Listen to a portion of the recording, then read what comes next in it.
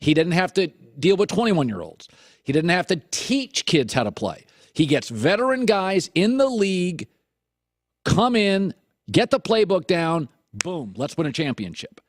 And so there's a lot of different ways to do this. And I think when you have LeBron James, you just give stuff up to win now. I would give up whatever I got to give up. The only thing I wouldn't give up is LeBron and Kyrie Irving. I'd give whatever else I had to give up to Paul George. I would try to go win a title, and then I would try to convince him this is awesome, stay here. LeBron's very good at that. People don't leave LeBron. Boston's seeing the world differently. They don't have a LeBron or a Kyrie. So we're just going to keep accumulating draft picks. There is more than one way to run a franchise. Now, the Lakers have not been a well-run franchise for years, and Doug Gottlieb came on earlier. He talked about the Lakers' dilemma right now in terms of how do we get Paul George and how do we ensure Paul George doesn't go to the Cavs? The Lakers don't want Paul George going to LeBron and LeBron winning a title and convincing him, what are you going to go there for? It's awesome here. And Doug Gottlieb said, here's the Lakers' problem. But they don't actually have draft picks right now.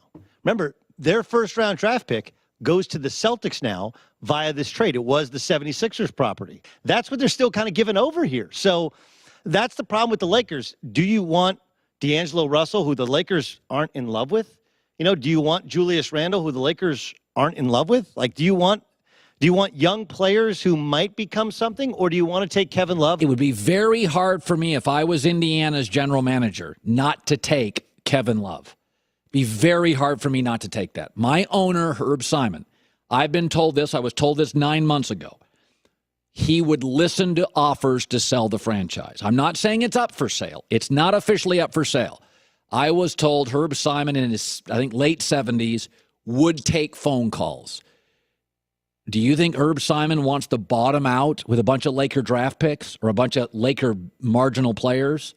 If you're selling a house, you want it to look really good, don't you? Yeah, you're selling your house.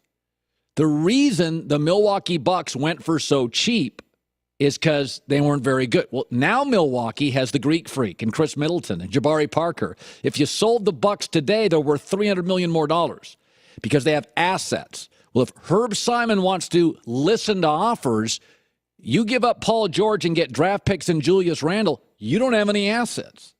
You could lose $150 million to $200 million selling your basketball team. Again, I'm not saying it's for sale. I'm saying I've been told he would listen to offers. So that is a component of this as well. And Gottlieb talked about this as well, is that the Lakers, now that Paul George has said, hey, I want to go to the Lakers, how much do the Lakers want to give up? Because then you get Paul George and don't have some of your picks or players. So if you're the Lakers, and so if I'm Paul George, I want you to think about your Paul George. Do you want to go to a great team, or do you want to go to the comfort in your home in Los Angeles, but the Lakers had to give up draft picks and 2 of your bench players to get you? So, and I'll say this again. The Lakers tell me how much they love Paul George. You do realize he is going from a playoff team and may turn down LeBron to go to you. So it's telling you he's not an assassin, he is not Kobe, he's not Magic, and winning's not the most important thing. Be careful what you're attracted to. Okay, so you love Paul George, and he's the answer. Anybody willing to go for the Lakers when LeBron's on the other line is telling you that winning is not the most important thing. I'm just throwing it out there.